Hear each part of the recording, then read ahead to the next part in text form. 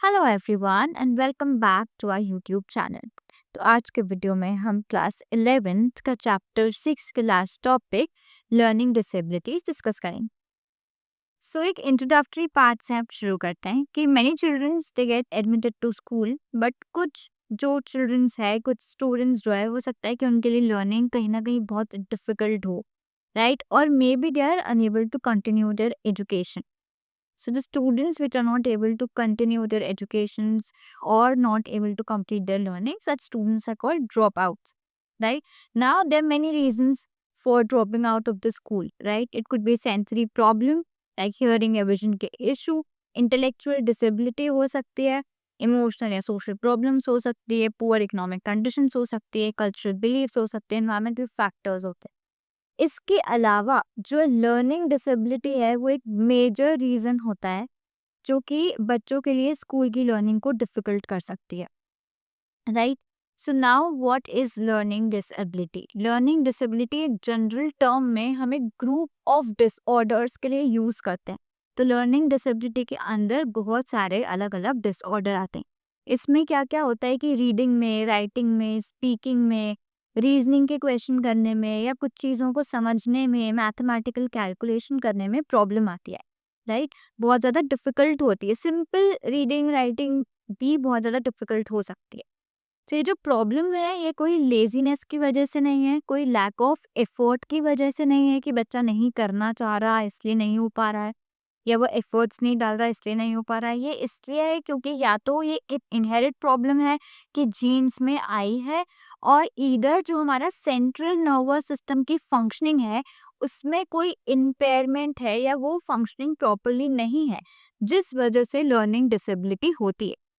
तो जो learning disability है वो या तो फिजिकल या सेंसरी इम्पेयरमेंट के साथ हो सकती है, इंटेलेक्चुअल डिसेबिलिटी के साथ भी हो सकती है, या इवन कोई और डिसेबिलिटी ना होते हुए भी हो सकता है कि हमें लर्निंग डिसेबिलिटी डेवलप हो जाए. अगर हम टाइम से हमारी जो लर्निंग डिसेबिलिटीज है उसको करेक्ट नहीं करते तो ये थ्रू आउट द लाइफ जो है चाइल्ड में लर्निंग डिसेबिलिटी रह सकती है, और उस वजह से दूसरे एरियाज ऑफ लाइफ पे बहुत ज़्यादा अफेक्ट होता है. जैसे कि सेल्फ एस्टीम जो है वो लो हो जाएगा, या जो करियर है उसमें प्रॉपरली वर्क नहीं हो पाएगा, सोशल रिलेशनशिप्स जो है वो डिस्टर्ब होगी, और जो ओवरऑल डेली लाइफ है वो हमारी इम्पैक्ट हो जाती है, राइट? अब हम डिस्कस कर लेते हैं कि क्या क्या सिम्टम्स होते हैं लर्निंग डिसेबिलिटी के. तो जो लर्निंग डिसेबिलिटी है वो अलग अलग कॉम्बिनेशन में होती है अलग अलग चिल्ड्रंस में, right? So whoever is suffering from learning disability उसमें डिफरेंट कॉम्बिनेशंस में सिम्टम्स हो सकता है अपियर हो, रिगार्डलेस कि उनका इंटेलिजेंस कितना है, उनका हार्डवर्क कितना है, राइट? सो द सबसे पहला symptoms is difficulty in reading, writing, speaking and listening. ये जो हमारी बेसिक स्किल्स है, read, right, speak and listen, इसमें डिफिकल्टी होती है. तो जो चिल्ड्रन है वो लेटर्स लिखना है, वर्ड्स लिखना है, उसमें उनको प्रॉब्लम आ रही है.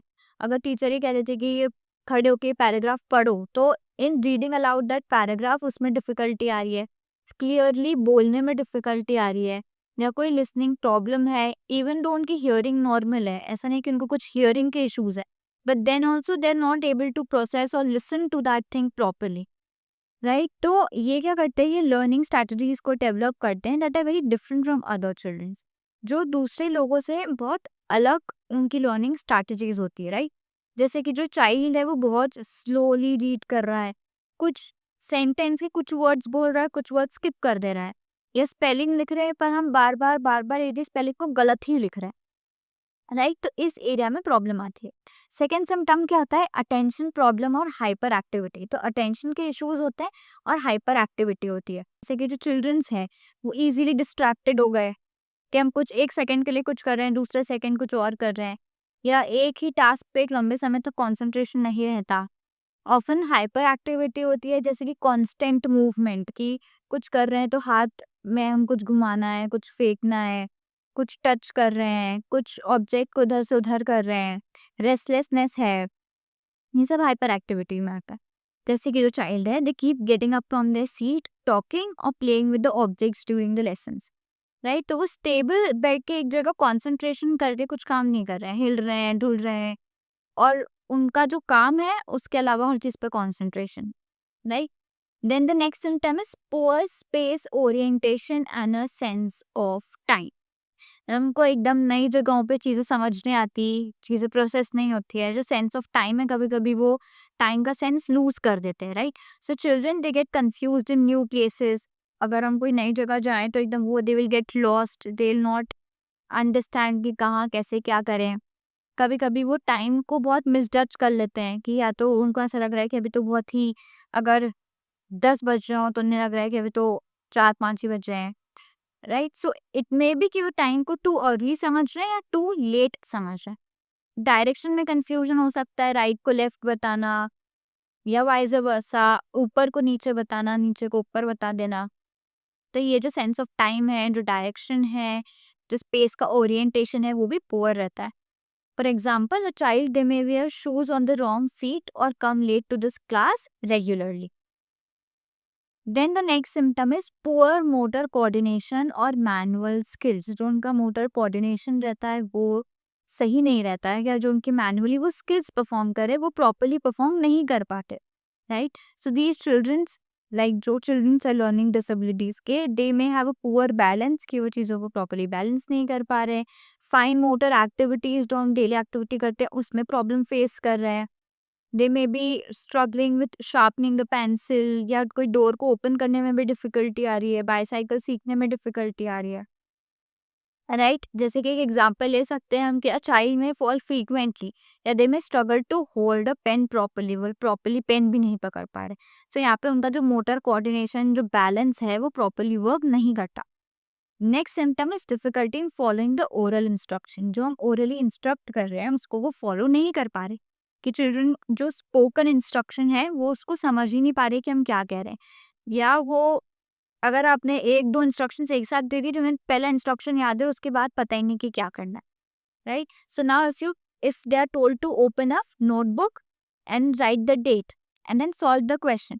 So the child may do only one step or none. या तो वो नोटबुक खोलेंगे and बैठ जाएंगे, then they don't know कि इसके बाद क्या करना है, बाकी स्टेप्स भूल गए, या वो कुछ करेंगे ही नहीं, ऐसा भी हो सकता है, राइट?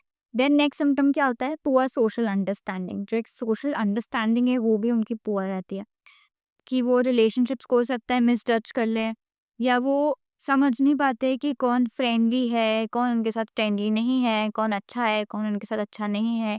उनको बॉडी लैंग्वेज, फेशियल एक्सप्रेशंस इतने अच्छे से समझ नहीं आते, राइट? कि एक चाइल्ड है, वो समझ रहे हैं कि जो क्लासमेट है वो एंग्री है, बट वो क्लासमेट जोक कर रहा है, फिर भी वो चाइल्ड को क्या लग रहा है कि no he is not joking, he is very angry.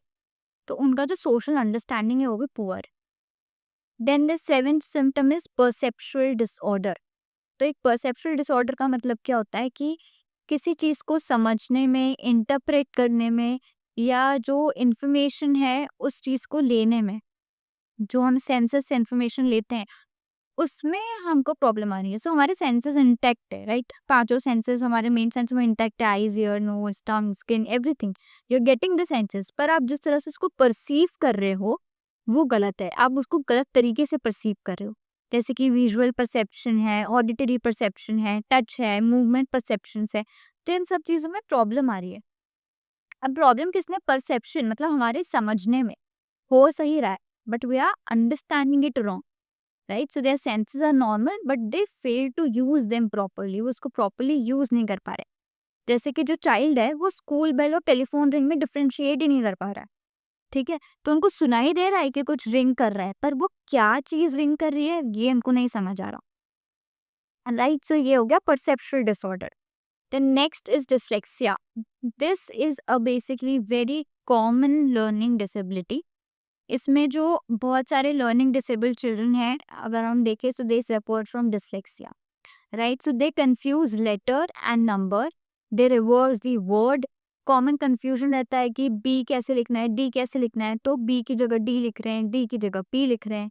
P या क्यू में कंफ्यूजन है, पी और 9 में कंफ्यूजन है, 9 और 6 में कंफ्यूजन है, राइट? इन सबको उल्टा पुल्टा लिखना, और बहुत लंबे टाइम तक बहुत सिखाने के बाद भी नहीं आना, right? So a child they may write saw instead of was, और read nuclear as unclear। तो उनको रीडिंग में भी वर्ड्स में वो स्विच कर देते हैं, राइटिंग में वो वर्ड स्विच कर रहे हैं, ठीक है? तो उस चीज को हम डिसलेक्सिया कहते हैं। Now one important point two remember is कि हम खुद से एकदम चाइल्ड को डायग्नोज नहीं कर देते कि ज़रा सा उसको कुछ नहीं आ रहा है या कुछ सिमिलर सिम्टम्स दिख रहे हैं, so learning disability. It is always diagnose by a proper clinicians. अगर हमको सिम्टम्स दिख रहे हैं, so we need to take help. अब क्या लर्निंग डिसेबिलिटी क्योर हो सकती है? तो लर्निंग डिसेबिलिटी बिल्कुल क्योर की जा सकती है, पूरी तरह से इनक्योरेबल नहीं है। अगर हम रेमेडियल टीचिंग करें, अगर हम इंडिविजुअल टीचिंग कराएँ उन बच्चों को, उनको प्रॉपर्ली, बहुत लंबे उनको टाइम लगता है ज़्यादा, पर वो सीख पाते हैं, राइट? तो जो एजुकेशन साइकोलॉजिस्ट हैं, उन्होंने अलग-अलग टूल्स भी डेवलप किए हैं कि कैसे लर्निंग डिसेबिलिटीज़ वाले चिल्ड्रन को हम स्पेशल टीचिंग टेक्निक से सिखा सकते हैं, कैसे इंडिविजुअलाइज्ड लर्निंग मेथड्स का यूज़ किया जा सकता है, प्रॉपर गाइडेंस के साथ जो चिल्ड्रन है उनकी लर्निंग इम्प्रूव की जा सकती है, वो दूसरे स्टूडेंट्स की तरह इवेंचुअली परफॉर्म कर पाते हैं और उनको कॉन्फिडेंस आता है, उनमें इंडिपेंडेंस धीरे-धीरे डेवलप हो जाती है। सो ये कंप्लीटली इनक्योरेबल नहीं है। अगर हमें सही समय पे पता चल जाए, so we can take help and can help the childrens to develop their skills betterly.